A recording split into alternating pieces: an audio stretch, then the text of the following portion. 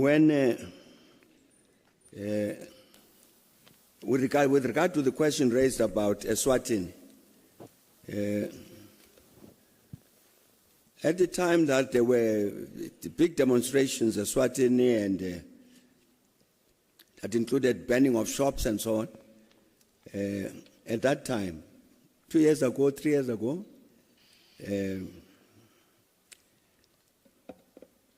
I contacted His Majesty King Mswati,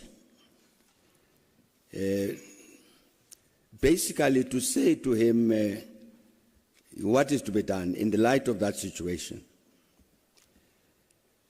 In the context of that discussion, I said to him that I wanted to engage the people, the population, Eswatini, to find out from them what is the problem, how to solve it. So what happened was that we then constituted a team which spoke to everybody,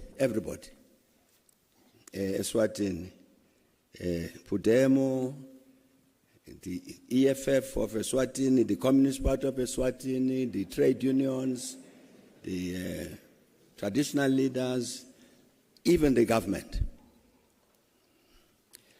to discuss that question. What's the problem? What's the solution?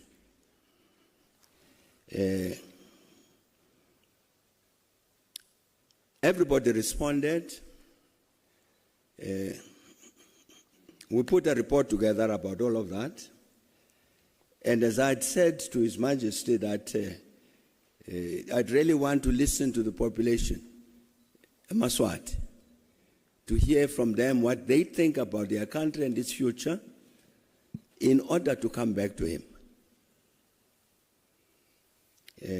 We prepared the report. I went to Eswatini to meet His Majesty, carrying the report, to engage him. Unfortunately, he felt very sick while we were there. He got very sick. And he was, I believe him, he actually got sick.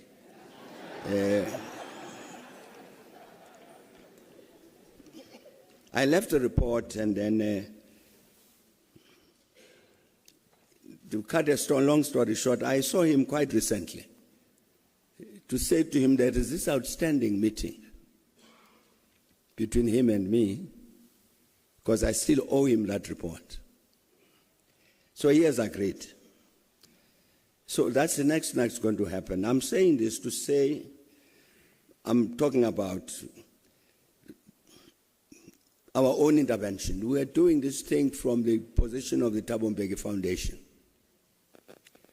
Indeed, very conscious of the role that Amaswati played in our own liberation. As you know, I spent some time in Eswatini as part of our struggle.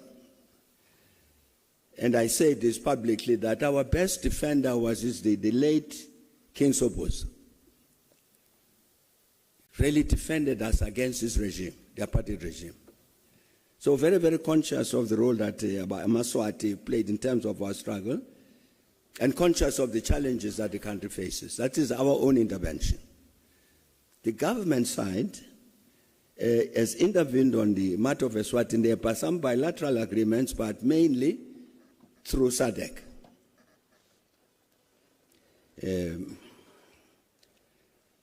I don't want to talk about that, but clearly that SADC intervention has not taken us anywhere.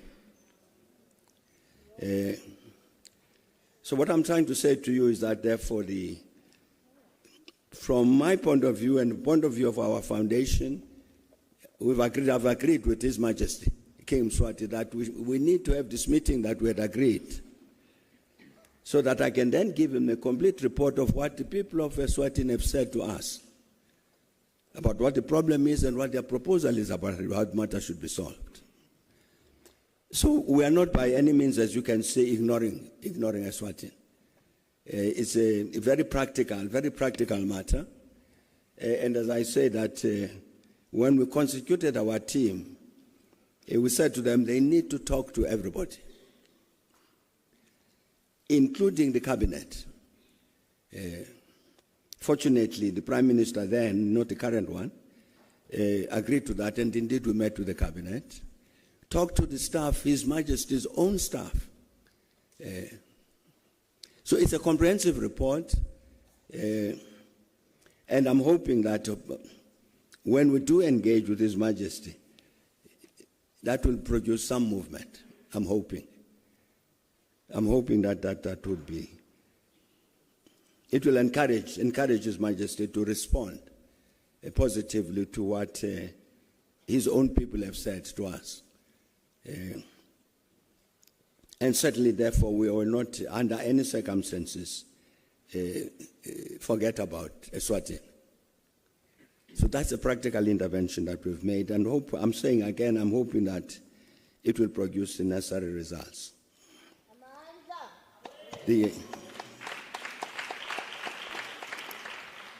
With regard to the DRC,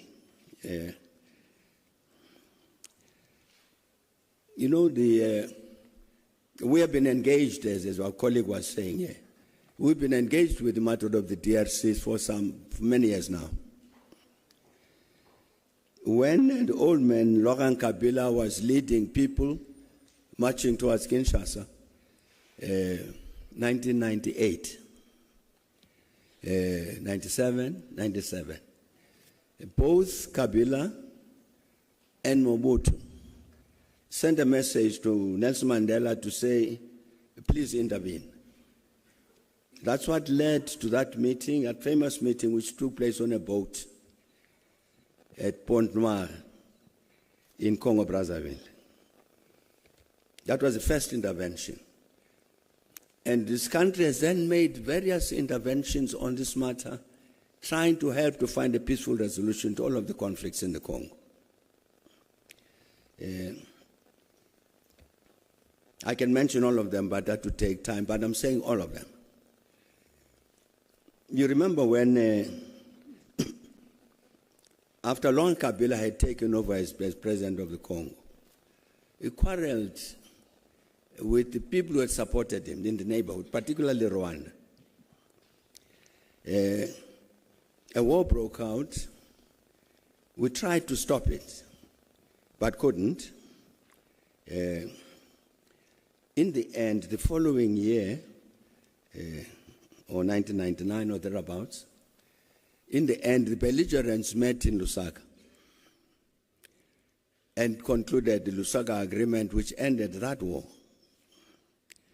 The document that was negotiated, there was drafted here.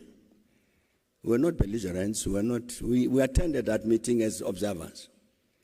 But because of our engagement with the Congolese matter, I'm saying we drafted the document, which became the base document, which was then negotiated in Lusaka. I'm just, again, giving that as an instance of our intervention. Even the matter that was raised about the neighborhood, after that Lusaka agreement was signed by all the belligerents, including Rwanda, Uganda, DRC, and so on, it was clear that we needed another document to discuss the relations between the DRC and Rwanda. And again, we hosted negotiations between those two countries, and they signed an agreement, 2004 or something. As a result of which the Congo, the DRC, the Rwandans agreed to pull out their troops, which were in the DRC, and the Congolese government under Joseph Kabila undertook then to disarm the Interahamwe and so on, which were in the Congo, and so on. That agreement was not properly implemented. In the end, what I'm trying to suggest, the question was, why so many initiatives? What do you do about them? This is my personal view. First of all, the conflict in the Eastern Congo cannot be solved by military means. Can't be. It doesn't matter how many soldiers you put in there, it's not going to be solved by military means. That conflict can only be solved through a process of negotiation involving the population, the entirety of the population in the Eastern Congo, as well as the neighboring countries, particularly Rwanda, Uganda, and Burundi. So we need a process like that. And it seems to me that the country best placed to handle that process is this one, South Africa, because of its history of involvement with the Congolese. It's got the necessary standing, it's got the necessary credibility, and it's got all of that. And that all of us, the region, the government of the Congo, the region, must come to this conclusion together. There can be no military solution. Therefore, there's got to be a negotiated political solution. And South Africa, please lead us. That's my suggestion. And I think it would work. Otherwise, we've been tasked, as you said, SADC has deployed troops there. And the mandate is to assist the government of the DRC, to establish peace and security in the Eastern Congo. That's the formal mandate of the SADC group. That's why they send soldiers to assist the government of the DRC to establish peace and security in the Eastern Congo. It doesn't need soldiers. Peace and security in the Eastern Congo will come about not because of guns, but will become of a political intervention. And I'm saying I think the South African government is the one best placed to facilitate a process like that. As my colleague you would know, the issue in the Eastern Congo is very complex. People only talk about the M23 and don't even relate the M23 to Rwanda. They don't relate the M23 to the Banyamulenge in the Eastern Congo. Raise questions about the Mai Mai in the Eastern Congo. Raise questions about other groups like in Bunya and all that. It's a very complex situation. There are many contesting groups in the Eastern Congo, in the Kivus. Somebody must intervene and bring all of them together and then say, let's sit together and solve this problem. And I'm saying that my view is that South Africa would be the best place to handle, to facilitate those negotiations. With the Eastern people in the Eastern Congo and the government of the Congo and the people in the neighborhood. Yeah. Whether they would agree to all of that, I don't know. But there's no other solution. Angola is quite right to be concerned about the matter. The East African community is correct to be concerned about the matter. The UN is correct to be, sure, all of those people. But I think all of them, let's all of them get together and agree. We've tried many things. They haven't worked. Let's try this one of a peaceful solution. And I hope that would help us to produce the result that we want. I must say that, to be honest about it, I have raised this matter with some people concerned to say, let's act. So I'm not only telling you about it, it must result in practical action. Otherwise, that conflict in the Eastern Congo won't be solved. And it's caused too much suffering. The matter that is being raised about good governance and so on the continent is correctly raised. What I would say about that now is that we are currently, there's a discussion going on, there's a process going on the continent to prepare for the election of the new Commission of the African Union next year, in February. And as you know, part of what the AU decided was that this position of chairperson of the Commission should rotate among the regions, African regions. And so the region delegated the task to nominate the next chair candidate is East Africa. So the matter is with the East African region. What I would have expected is that the East African region would get together and say, who among us from East Africa would be the best candidate for this position of chairperson of the AU Commission? They haven't done that. Instead, you have candidates from Tanzania, from Djibouti, from Kenya, from Somalia, from where? Mauritius.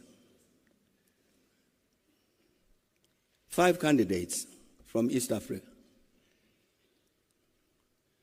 Now you send all of these 5 names to the AU must decide which one. It's an incorrect approach. I'm mentioning it because it's actually a vitally important matter. Because there are many, many, many deficiencies with the current Commission of the African Union. And yet that Commission has got a vital task in addressing exactly these matters that you raise about good governance on the continent.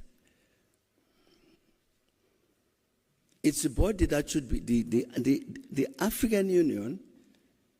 We have a whole multiplicity, I keep raising this thing, of policies.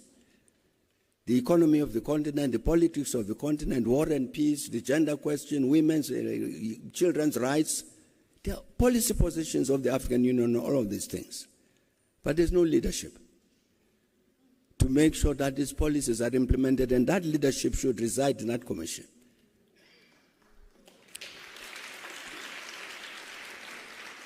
So the election of a new chairperson of the commission is a matter of vital importance for the future of the continent. But the East African region is not giving us any candidate, except a fleet of 5 candidates.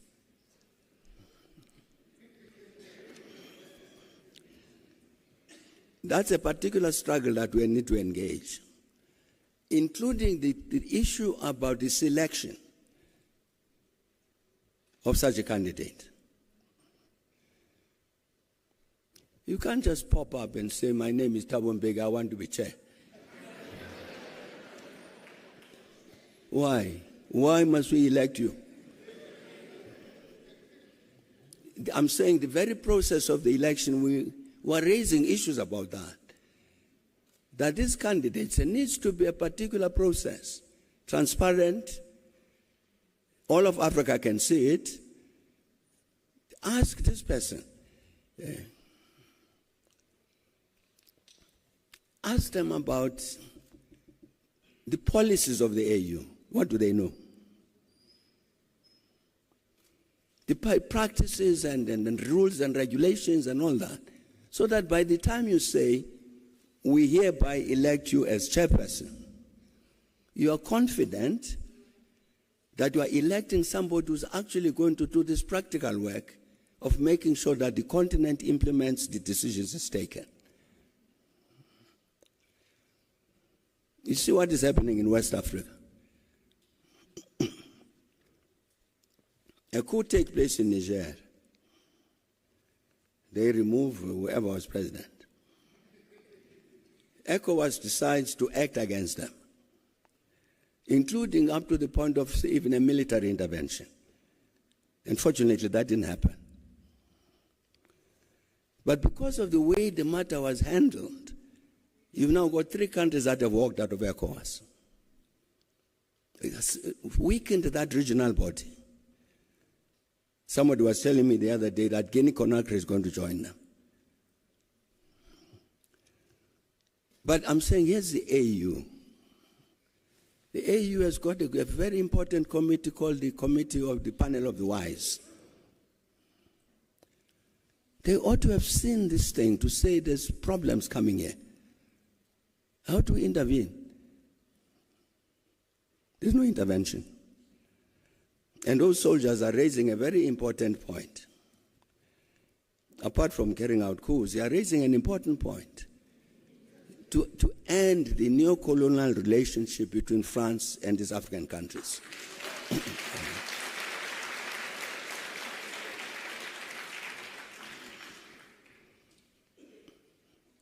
So, my brother, I'm saying that the immediate task we have is the reconstitution of the Commission of the African Union in 3-4 months' time to make sure that it provides the kind of leadership that is required.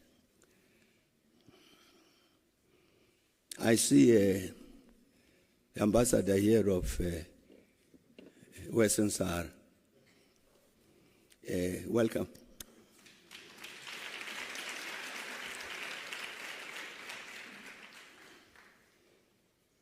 The matter, that important matter of the admission of Morocco into the AU,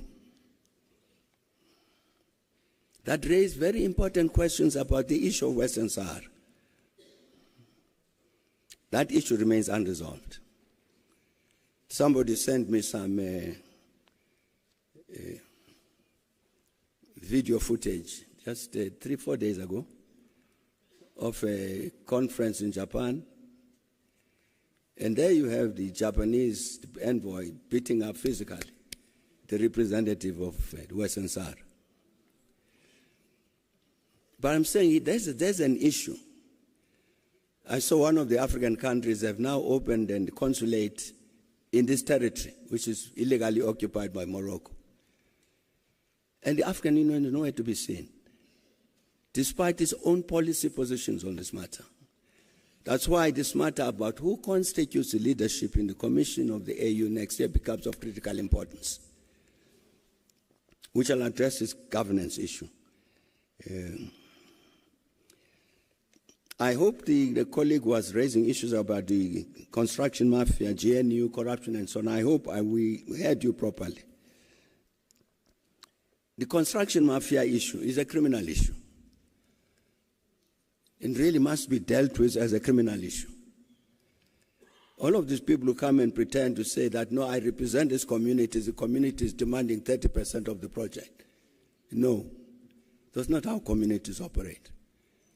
It's a straightforward matter. I think the police have to deal with this thing. Yeah.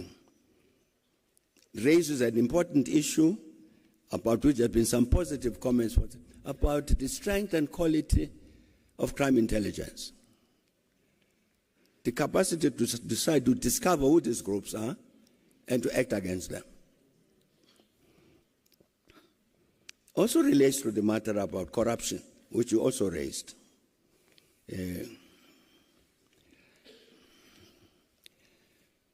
You know, at its conferences in 2012, 2017, 2022, the ANC took a decision, one decision for the renewal of the ANC. 3 successive conferences, renewal, renewal, renewal.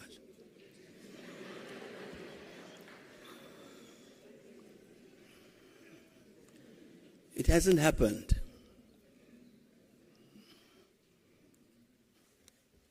You will see that in all of these conferences of the ANC I'm talking about, the ANC does a critical assessment of itself. It's in the ANC documents. You will find them on the internet. And in all of these conferences, the ANC keeps saying the quality of our membership is declining. As a result of which, you've got many people who are members of the ANC who are not ANC. Don't support his value system, his objectives, his anything.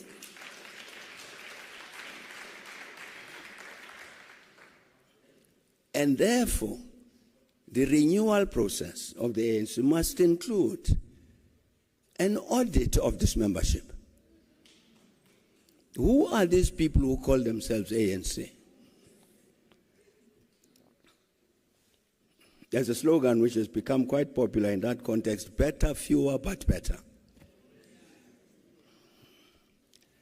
So the ANC has to do that. I'm raising that question because you can't deal with the corruption issue without that process. I'm talking about from the point of view of the ANC. An ANC not renewed is an ANC that will continue to carry corrupt people.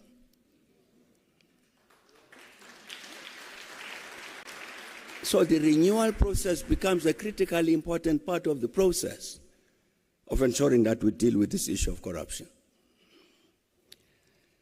So that's a matter that fortunately, is very much alive currently. And indeed, the National Executive Committee of the ANC actually took a decision 2 weeks back that it would actually sit for 2 days continuously to discuss this issue. What is to be done? I think everybody has understood that if you don't deal with this renewal of the ANC, you are sentencing the ANC to death. It will die without that renewal. But I'm saying that's the route to deal with the corruption issue. It's not just a law matter. Arrest whoever is corrupt. Sure, let's arrest whoever is corrupt. But we need this political intervention in order to make sure that, I think the question that was raised, the people who ought not to be wearing ANC T-shirts must not be allowed to wear ANC T-shirts.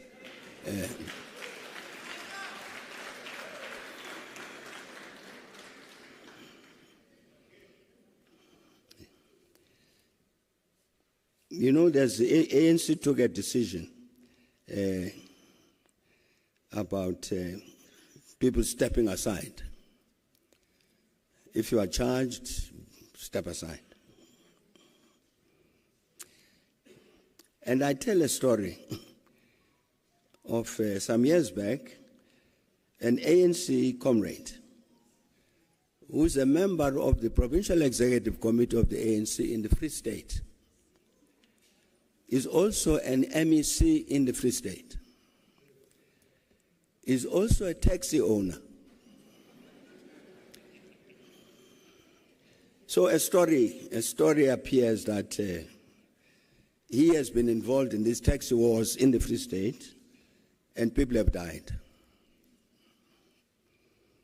You know what his comrade did? He approached the ANC in the province and even informed National to say, I'm resigning as member of the PEC of the ANC in the Free State. I'm resigning as MEC. I have not killed anybody. I will defend the matter in court. Which he did and was found not guilty. And he was saying, the mere fact that there's a popular view that I'm a murderer, it tarnishes the image of the ANC. And therefore, I must leave. So I give that example to say, he never said, I've not been charged. That's a genuine ANC member. Anyone who says, I'll only step aside when I'm charged, you must know they're not ANC members.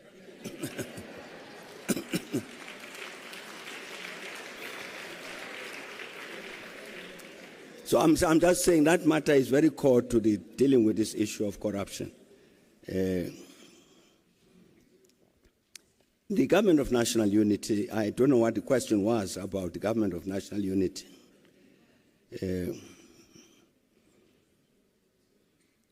But I mean, the ANC leadership engaged all of this, but she had the view that since we've got 40% of the votes, therefore I haven't got a majority to govern, let's approach all of the parties, let all of us come together and form a government of national unity and govern. And in the end, you have these 10 parties that constitute that. And we want, because we want the country to succeed, the economy to grow, crime to disappear, all of these things. And so we wish the government of national unity to succeed. And I hope all of the parties in that GNU are of that same mind, that the problems facing the country need to be solved. We have agreed, there is an agreement that there must be held a national dialogue. It's the first time that our country would be having a national dialogue. Because by national dialogue, we mean a dialogue involving everybody. The political parties, the women's movement, the youth movement, the trade unions, faith organizations, the academia, everybody. To look at all of these problems. And as President Ramaphosa says, in the end, at the end of that process, when the people of South Africa have spoken and said about this, do this, about that, do the other, that then becomes the basis of the government of the country. It's a very, very important intervention. And hopefully, that national dialogue process will then give this GNU the kind of mandate it needs. A mandate from the people as a whole to say, this is what needs to be done. So that they don't keep referring to their own manifestos. But to must refer to what the people of South Africa have said. So that national dialogue is going to be very important. The matter raised by our colleague there, I think about she raises again the question about women's empowerment. I think one of the things that needs to happen, we have to have a very clear program. When we say the empowerment of women, gender equality, practically what does that mean? We have a very, very clear program, and hopefully in this thing I'm even talking about, national dialogue, out of that comes a very clear framework as to what it is that needs to be done. So that this does not become a responsibility of particular political parties. It becomes a national task. Hopefully that should happen. And that is how, as she was saying, you might have women in position of leadership. How do we ensure that their vision gets translated into the kind of change that we want? I think we need that kind of a national framework, and there's a possibility that it can emerge. It can emerge out of this national dialogue. The issue of, which as I heard her, translated into an issue about youth mentorship. How does the youth link up with other generations? I think it's in many instances an organizational matter. An organizational matter. Are the youth themselves organized to if I said, for instance, all right, I'm prepared to set aside every Monday afternoon 5 hours to talk to the youth. Are they organized enough to come to those things? Not as ANC youth, EFF youth, Zmang youth, and all that. That's why I'm saying that I think it's in part an organizational question.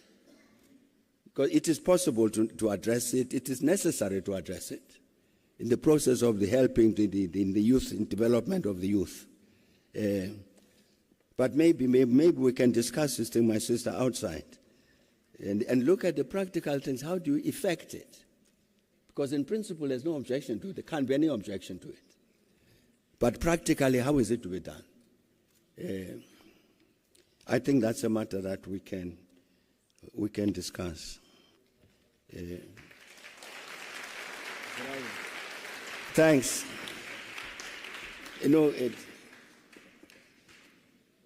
Let me take the questions myself.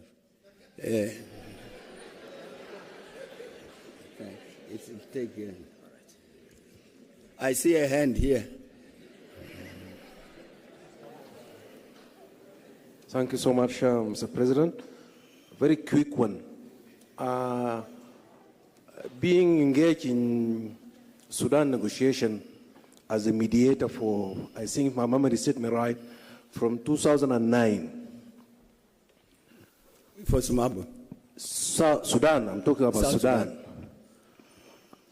And what the analysis is saying, we have a war today in Sudan. How do you perceive the future of Sudan? Thank you. What was that? Can you repeat that question? Sorry. Yeah, I'm saying we are heading for another division in Sudan. The current war between the generals and the civilians, millions of civilians have been displaced. How do you perceive, based on your experience as a mediator? Thank you. The lady at the back there.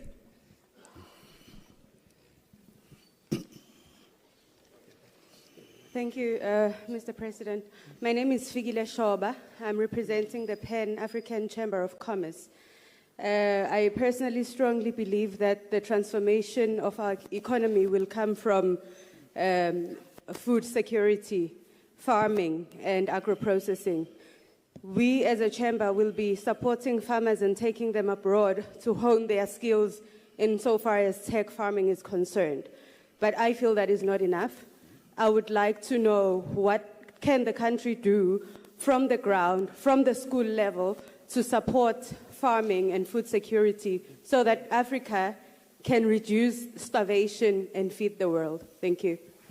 Thanks. The lady in red there.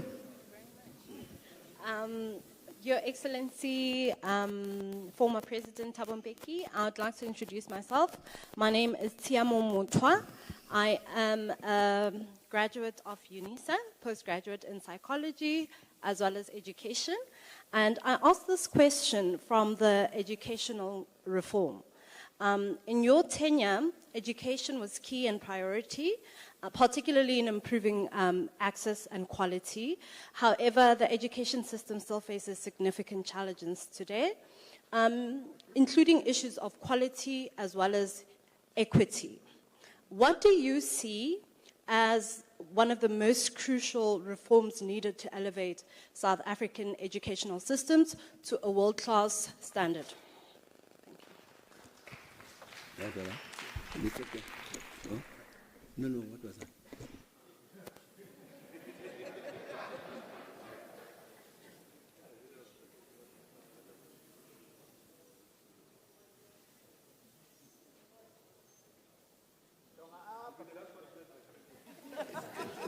That gentleman there.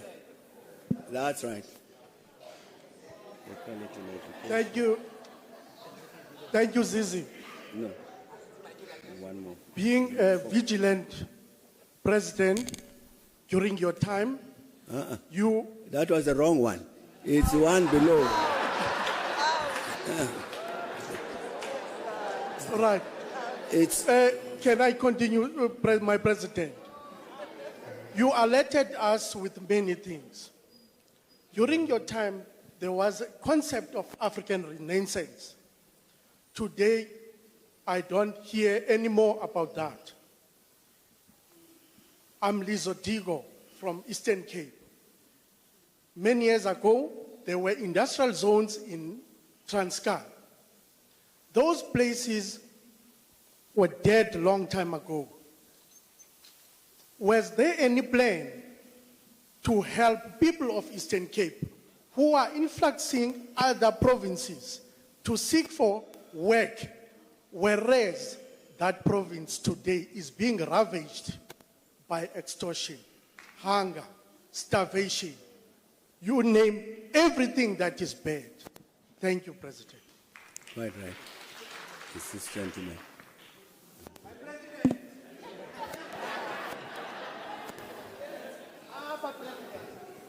We must come down here. Your Excellency, President Beki, my name is Museki Mudibedi. I'm an alumni at the university. President, the project of African Renaissance is under siege. I'm saying that it's under siege if you analyze the recent elections that we had in the country, whereby the political parties that have been advocating for open borders, they've been punished, in particular EFF. The party that ran its own campaign, solely only on Mabakahambe, only. They don't talk about education, they don't talk about what they will do people for economy, creating jobs and stuff like that. But they've been rewarded. They have 9 MPs in parliament. With that said, what are we saying about this? What the South Africans are saying on the ground about this, as well as coming to linking this with towards the 2022 ANC policy conference and the ANC, whereby the subcommittee of peace and security make a diagnosis about what is happening in the country and where South Africans themselves found themselves outside the cities, outside the CBDs, because they feel that they don't have a space to live there, they don't have a space to conduct businesses there because of our people coming from somewhere, they've taken over and stuff like that. So what is your comment about the ANC diagnostic report on peace, on the NEC subcommittee on peace and security about South Africans vis-a-vis the foreign nationals, our own brothers and sisters, but also with the analysis of the recent past elections on how people, the patterns of voting. Thanks. You, Mr. President. Understood. Thanks. There's a lady here. Then the last one will be this side.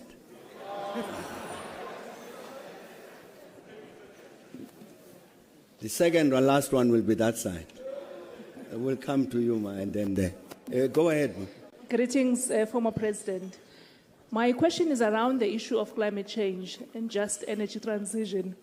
And I just want to understand your views on the fact that we are implementing just energy transition in South Africa, and Africa is also being encouraged to follow. But what I want to know, because we know that Africa is struggling with poverty, unemployment, and all other issues that we all know. What is your view on our readiness as Africa? Are we ready to handle green transition and be in a position to implement just energy strategy? And also in terms of beneficiation and economic development, do you see it advancing black people in Africa? Thanks. It's here. And then the last one will be there. Amen. That side. Thank you very much, Your Excellency, Professor Paswane, Professor Lengabule. Thank you for the opportunity. My name is Nonkulego Mantula. I am a radio broadcaster at SAFM. I'm also the currently head of communications for BRICS Women's Business Alliance. I've got 3 questions, and I'll sum them up so that they are clear and audible. With regards to the BRICS structure, I've got a huge concern. The BRICS structures within South Africa are working as silos. I was recently in Moscow for the International Municipal BRICS Forum, And there were only 2 structures that I saw. And in all missions that we end up going on, I don't see cohesion amongst the structures that's supposed to represent South Africa in BRICS. Therefore, not also seeing it translating or trickling down to the communities. And I'm sure that this is not the purpose for us being part of BRICS. And I also wanted to know on BRICS, what is the role of DIRCO to ensure that we don't have these structures working in silos, that we also don't have these structures having self-enriching megalomaniacs, as we currently do have. The second one, I'm a traditional... That's enough. This one is very important, it's around regulation, please. There are too many questions. Please, just one. I won't add the third one. I'm a registered traditional health practitioner under the THP Law 2007. And currently there are regulations that have been tabled out for comments. And it seems that these regulations have not given an opportunity for traditional authorities, kings, and traditional practitioners to comment on. The comments were not even in consultations with them. So what is the role of COCTA, Traditional Affairs, and everyone else who's involved in making sure that the voices of traditional authorities, kings, and traditional practitioners are heard before tabling out such amendments to regulations? Thank you, Excellency. What was the first one?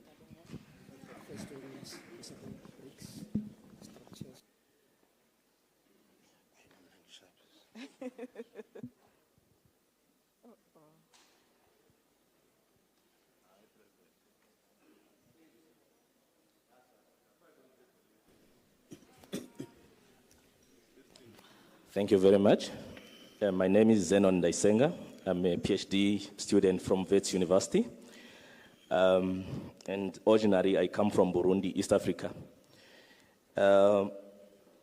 My question will be short. Dear President, South Africa has used too much money for peacekeeping in Burundi from 2000 to 2010. In your evaluation, do you think that so far South Africa has reached its objectives on Burundi? So far, we are witnessing the return of one political party rule. Are you not concerned that this may be a major cause for political crisis in Burundi? Thank you. I don't know anything about Burundi. I think.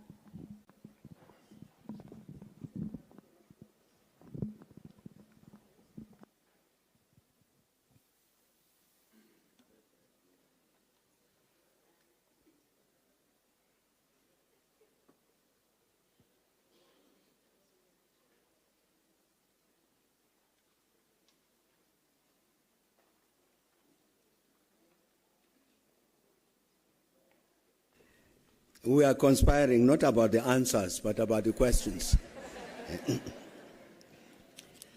On Sudan,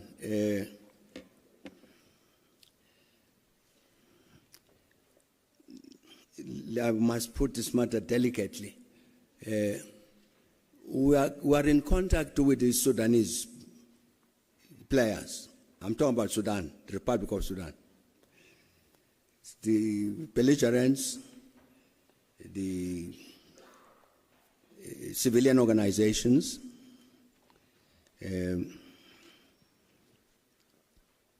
with a view to saying to all of them the same thing I was saying about the Eastern DRC.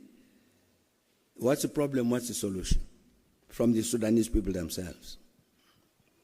So, in brief, therefore, my brother, my response to this is that again, I'm now talking from the position of the foundation. We are in touch with all of the belligerents, engaged with them to help to find a solution to the problem. It's clear that the initiatives that have been taken so far, like the Jeddah process with Americans and Saudi Arabia and so on, to find a peaceful solution hasn't worked. Even this last conference that the Americans convened in Geneva, the government, General Buhan, didn't attend. But I'm saying we are in contact with all of these players with a view to saying what can we do in order to assist to find a solution. And as you indicated, the one advantage we have is that we've been working, I've been working on the matter of Sudan since 2009, as you indicated, as a consequence of which we're very familiar with the country's challenges. We know quite a lot of the people there, and a lot of them know us, so we're not strangers to one another. And that is why, as I say, when we intervene and say we'll talk to everybody, nobody says go away. I can't say more than that. There will be a conference here next month, October, dealing with issues of peace on the continent. And the Sudan matter serves on that agenda. It will be discussed by the Sudanese themselves, with us here. And all I'm saying is that there is an intervention that we're making with regard to the conflict in Sudan.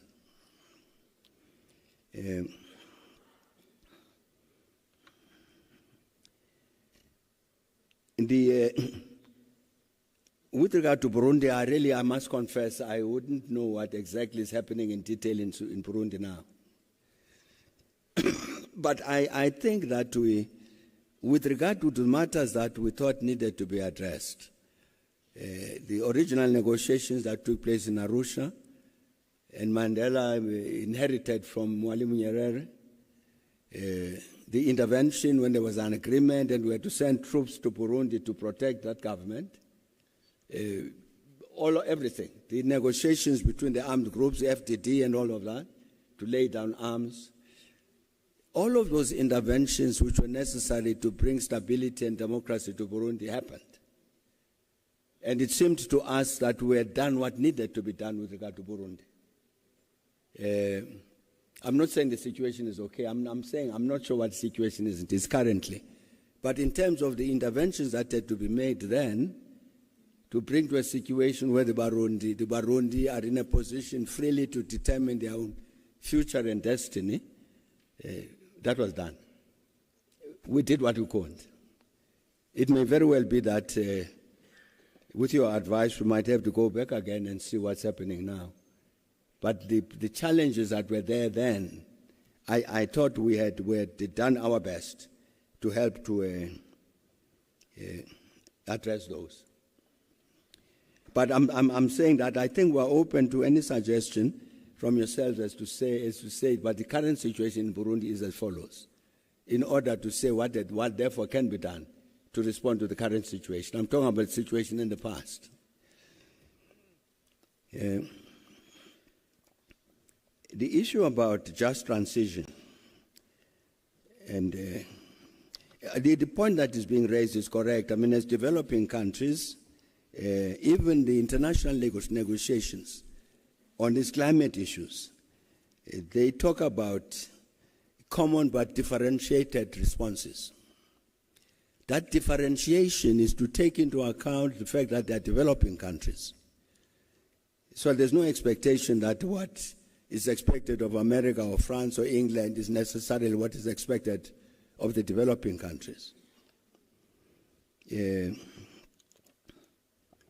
So I think that that differentiated response is a very important element in the international negotiations, and I think we as developing countries must bear that in mind and take advantage of that. I mean, take the situation here at home.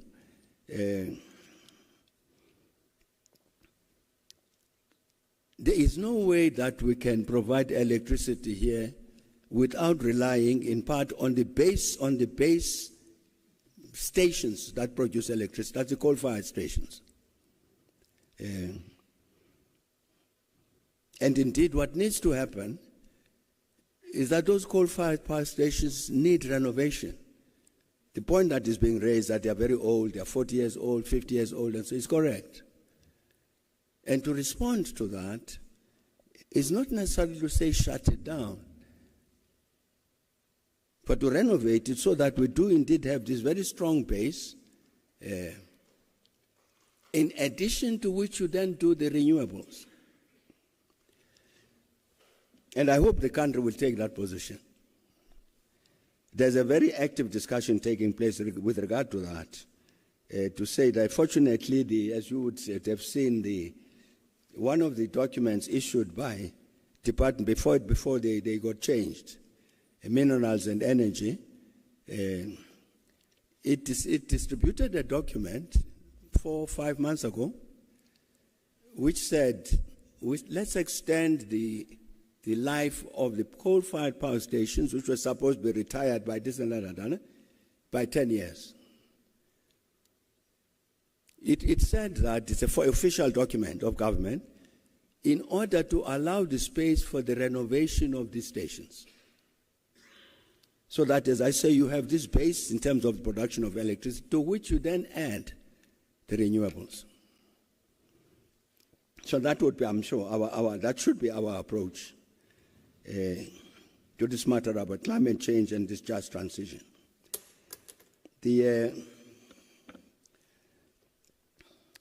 Part of what has happened, the issue that is raised about the African Renaissance, part of what has happened in the continent, and don't ask me why,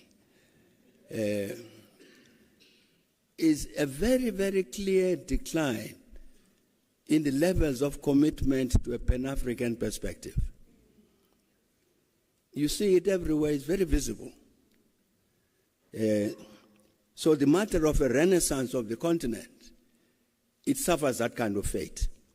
When this commitment to a Pan-African perspective dies away, and people are very preoccupied with what happens in my country, which is justified, but does not mean you focus on your country to the exclusion of the continent.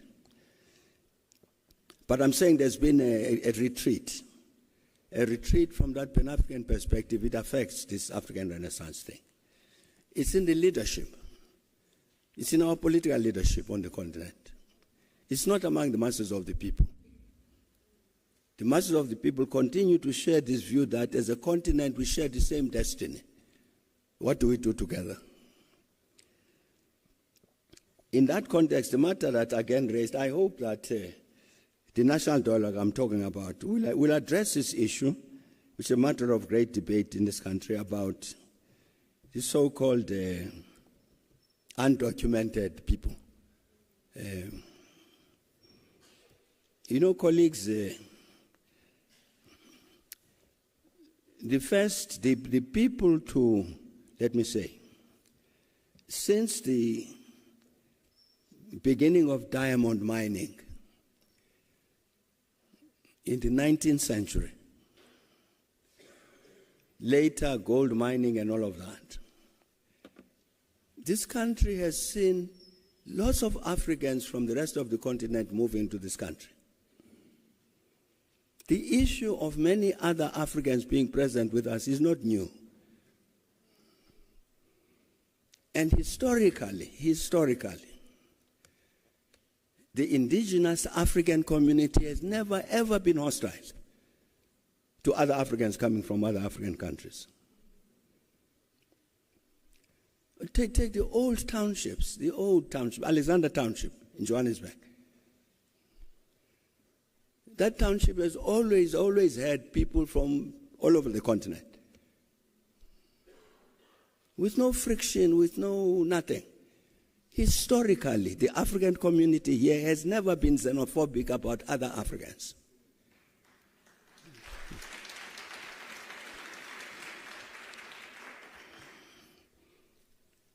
So, 2008, we're way past 6 o'clock now. 2008,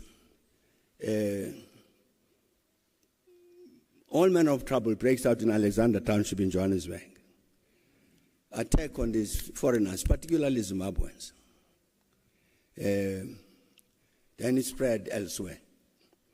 Xenophobia, Afrophobia. So I say, when I saw that thing, I was in government, I was president. I say, but this is it's not Alexander Township. Alex for decades has had Zimbabweans and Mozambicans and this and that, and never ever this conflict. Why? There's a mistake we made as government, and not to disclassify an intelligence document about what happened in Alexander 2008. That thing was organized to drive the Zimbabweans out of the country back to Zimbabwe because there were elections in Zimbabwe. It was people who were being driven out, they were going to vote against Bob Mugabe then. An intelligence report which has got the names and the dates and venues where people met and planned this and so on. It's presented as a xenophobic attack by the people of Alex against it. It was wrong. It was organized, systematic for a political purpose. I'm saying the mistake we made, we should have declassified that intelligence report. It's got the names and the dates and the venues of the meetings which were organized in order to produce this outcome. We've got many, many challenges of the economy here. Unemployment, very serious problem. Economy is in crisis.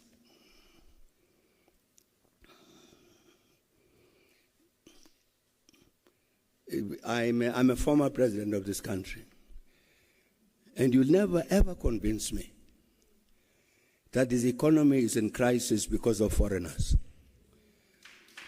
It's not true. It's not true. It's because there's certain things that have happened with regard to the economy which have produced economic crisis, resulting, among other things, in unemployment.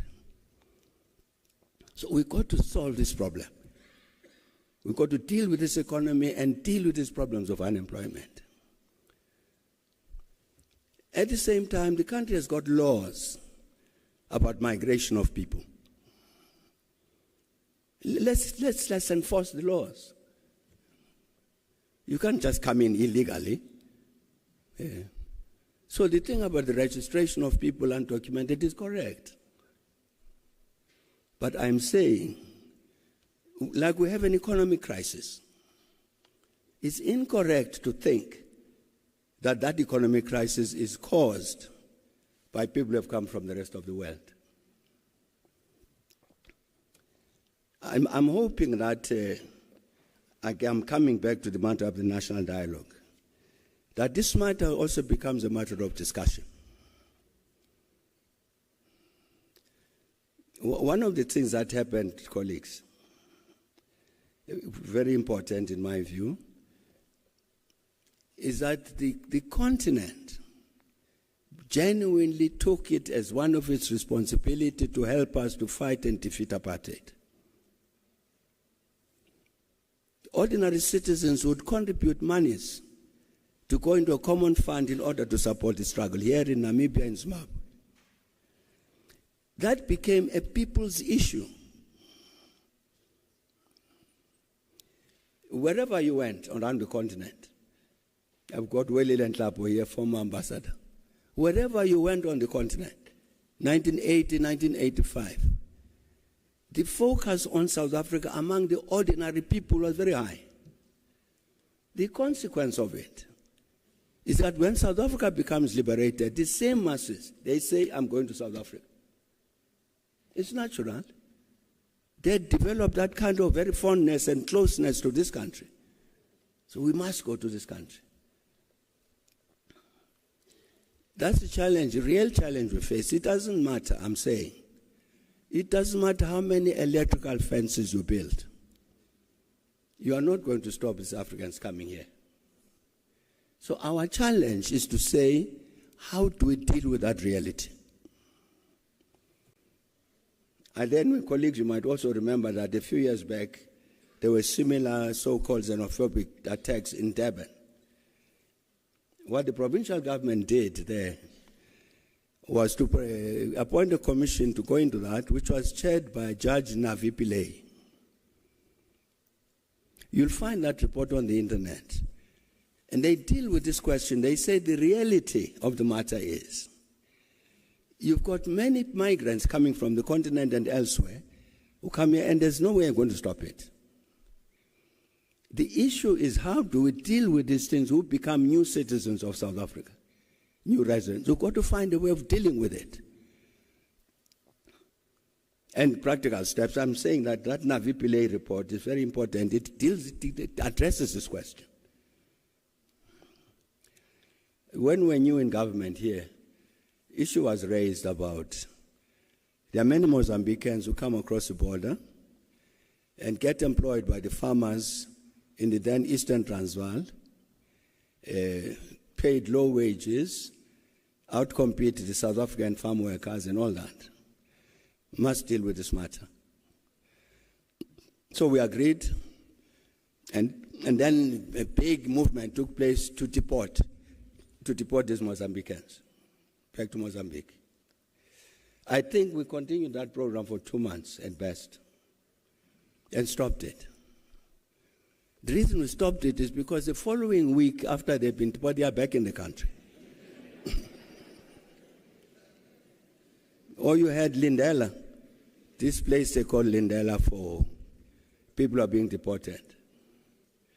Come Christmas time, the Zimbabweans would go to Lindela to say, I'm illegal. So that the government must convey them at its cost, transform them back to Zimbabwe. 2 days after New Year, they are back. How do you deal with this situation? I'm saying that I'm hoping that in the national dialogue there will be a discussion of this. Because certainly, I mean, as an African, I belong to this old tradition. As in our culture, you are never ever hostile to a stranger. A visitor, a visitor who comes, they get the best food in the house. It's a frame of mind. I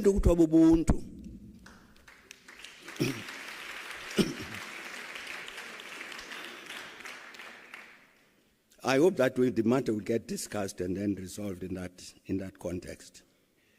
The BRICS formation, in my view, is still evolving. It's now got new members, as you know, and it will get more new members. It'll have to decide for itself what it is. Is it a political formation? Is it an economic formation only? What is it? But I think it is open to discussion, the BRICS thing, in terms of that definition of itself, so that it must understand what its specific role is in terms of the global situation. But I'm sure even our government here would be very open to engagement on that issue. You as members of BRICS, who are you? What do you do? We suggest whatever. I think so. I think that BRICS holds a lot of promise in terms of the role it can play in the context of the multipolarity I was talking about earlier. It can play an important role with regard to that. The traditional leaders are one of the categories that will be invited to the national dialogue. And hopefully they will then be able to present their own case and let the nation as a whole discuss that, about the role of traditional leaders. But they are definitely going to be one of the constituencies that's invited. The issue about food security, so I really don't quite know what to say about that. Obviously an important question. The government policies, the issue that has been discussed very vigorously on the land question, it's important that it has been discussed.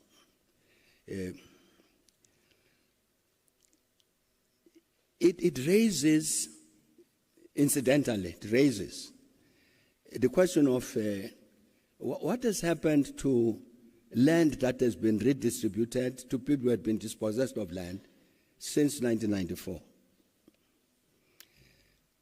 And part of what you will see is that in the overwhelming majority of cases where people have won land claims, they have preferred to take the money rather than the land. it communicates a particular message. Because here, the history of land dispossession of the African community is of long standing. The result is that the attitude of the African population towards agriculture is very different from the position of the Zimbabweans towards agriculture. You find, I saw an article over the weekend, the farms that where people took the farms, they say in the majority have collapsed because of absence of support from the government and all of that. So I'm saying we need to, the matter of food security is correct.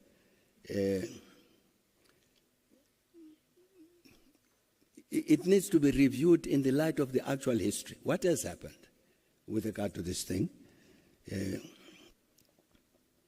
But I'm sure it's an outstanding matter that must be on our agenda. It's like the question about equality in education. I'm sure all of us are very unhappy about our educational system. It's not producing the kind of person that is required.